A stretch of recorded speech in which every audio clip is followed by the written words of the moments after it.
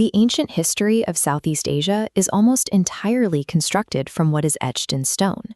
Historians rely on epigraphy, the study of inscriptions, and monumental architecture to piece together the timeline of past empires. But this methodology has a severe limitation. Stone monuments require vast resources and literate priesthoods. Relying exclusively on these texts creates a massive historical blind spot, omitting the numerous oral cultures that shared the exact same landscape. The Kuay people are one of the primary victims of this epigraphic bias.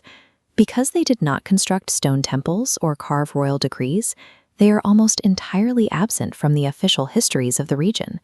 This absence led early scholars to a deeply flawed conclusion. Because the Kuay live in close proximity to the Khmer, academics routinely dismiss the Kuay language as a degraded modern dialect of Khmer, or simply a mixed idiom barely worth studying. When you only read text, you erase marginalized populations. To uncover the past of an undocumented people, historians must abandon the stone and adopt a completely different set of tools. The first step is correcting the mixed idiom misconception. Kuay is not a dialect. It is a fully independent, structurally distinct language. This map shows the Austroasiatic language family. Its massive footprint stretches from central India to the coast of Vietnam. Looking at modern Cambodia, immense linguistic diversity emerges, as the Khmeric, Bonaric, and Puric branches all share this localized landscape. This isolates the Katuic subbranch. Pink regions highlight the Kuay's lineage, mapping their distribution across northern and eastern provinces. Tracking this line north into Laos and Vietnam reveals Bru. Bru is Kuay's historical sister language, establishing a broad regional presence that ignores modern borders. Linguists map these connections using the historical comparative method. This is a rigorous scientific framework that traces evolutionary lineages and speech patterns, allowing us to build family trees without relying on a single written document. The linguistic geography yields a clear answer. Kuay is not a subset of Khmer. The two are distinct biological cousins, each walking its own deep evolutionary path.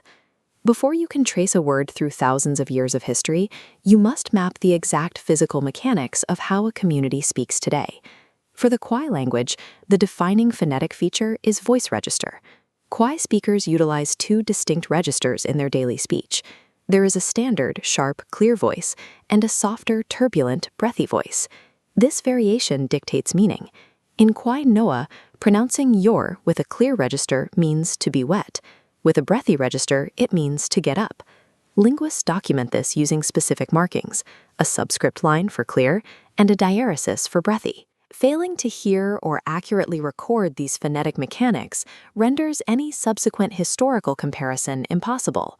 Once the phonetics are locked, we can begin building a lexical stratigraphy. Much like analyzing geological rock layers, we can sort a language's vocabulary to reveal distinct eras of its past. We can apply this to agriculture. Take the Kuay term srai, which refers specifically to a dry upland swidden field. This exact word is found in 7 other Austroasiatic branches, confirming that dry field slash-and-burn farming was the baseline environment for prehistoric populations in this region. Contrast that with srai, the Kuay term for an irrigated wet field. Phonetic analysis reveals this newer word was borrowed directly from the Khmer language. The shift from srai to srai tracks the exact historical moment the Kuay community adopted new wet rice agricultural technology from their neighbors. We see similar environmental continuity in the wild fauna. The Kuay word for elephant, chiang, is an ancient Austroasiatic term shared broadly across the linguistic family. As the Kuay settled into their specific region, they generated local innovations. The word for the wild bantang, takang, is a Katuic invention, proving regional specialization. Native vocabulary acts as a living fossil record.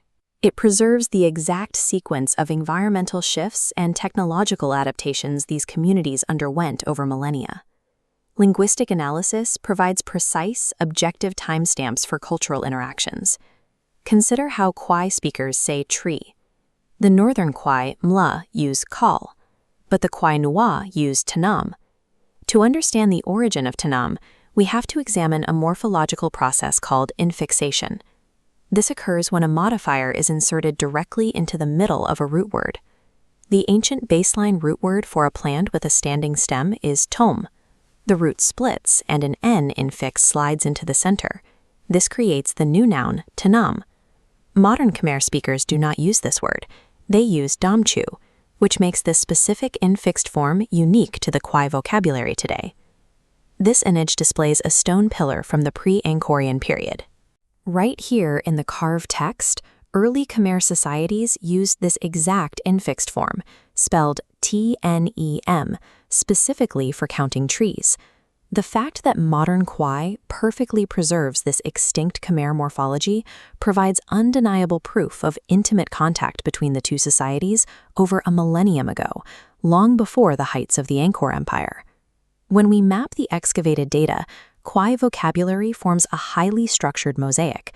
It rests on an ancient Austroasiatic baseline, builds upward with precise Katuic innovations, and incorporates perfectly preserved borrowings from specific eras of Khmer history. This complex linguistic layering is spread consistently across 5 geographically distinct Kuay communities within modern Cambodia: the Mla, Nua, Dro, Ak, and Oe. A linguistic system this internally varied takes centuries to anchor into a geography. It proves long-term, stable settlement in the region, actively disproving any theories of recent migration. The high internal diversity and perfectly stratified vocabulary thoroughly dismantles the old myth that Kuay is a recent mixed idiom. The stone epigraphic record is durable, but it only reflects the elite minority who commissioned it. The oral vocabulary of a people is a vast, living database embedded in daily survival. Modern historians must integrate the historical comparative method.